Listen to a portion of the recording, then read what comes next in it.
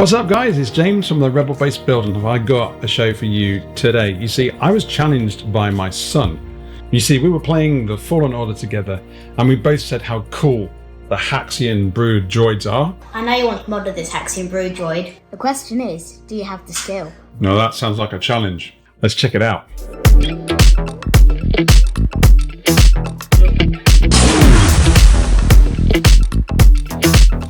I've played through the first game of Fallen Order more times than a battle droid says Roger Roger, and I've modelled a whole host of STL files inspired by the franchise.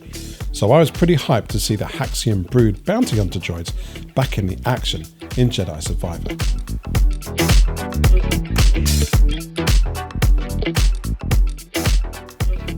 Rising to the challenge set by my son, I studied the various versions of this Haxion droid and hit my 3D editor to start blocking out the mesh. I used a selection of techniques, but I started with basic geometry, such as boxes, spheres and cylinders. I moved these into position to achieve the basic stance of the droid.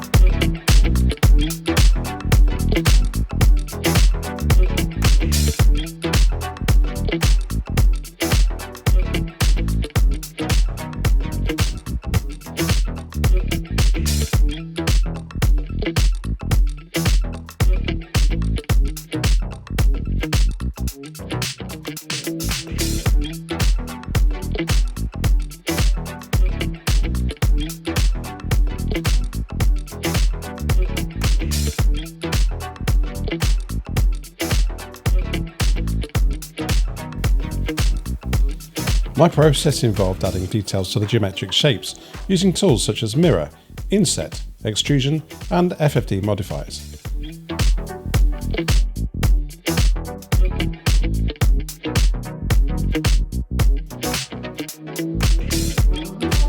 At this stage I took into account my 3D printing process, making sure that I modelled the droid in logical separate elements, which will make printing and, more importantly, painting a whole lot easier later on.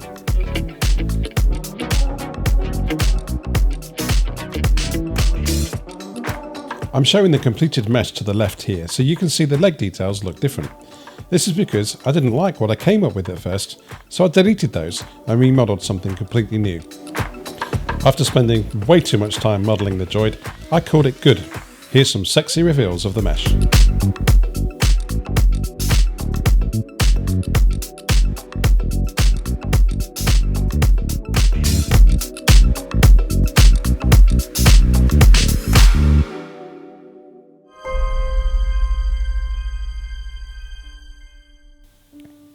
Well, the cuts worked well and printed beautifully. Now the fun part of piecing everything together with the added bonus of being able to paint the pieces separately, therefore reducing the amount of masking.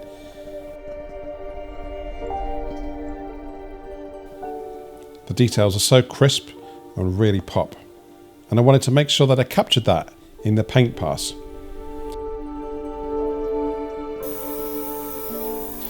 As you can see, I used an airbrush with an off yellow colour, followed by a brown colour to add grime and variance.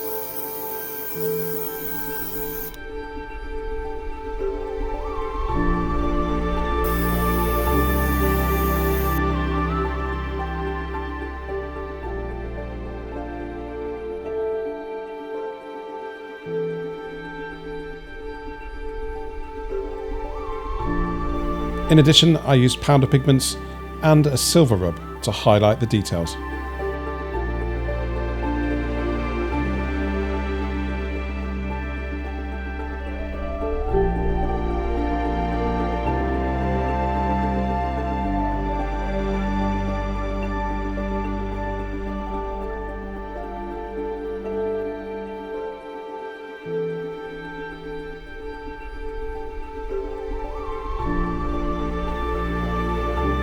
It's a perfect time to say thank you to all of my patrons.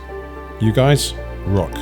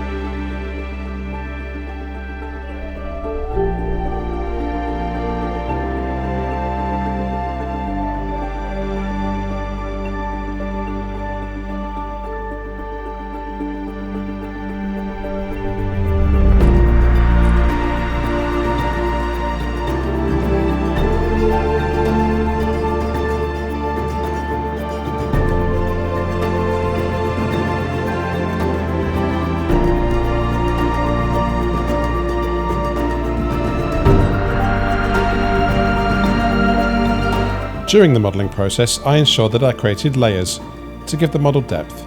For example, raised panels and pipes, areas of the model that you could see through. It all added to the realism.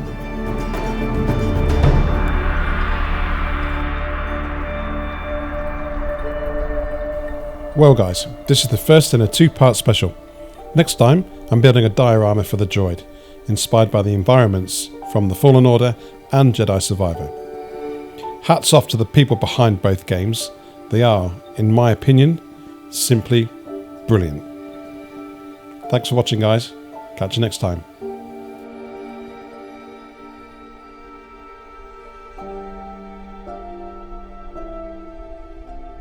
May the Force be with you.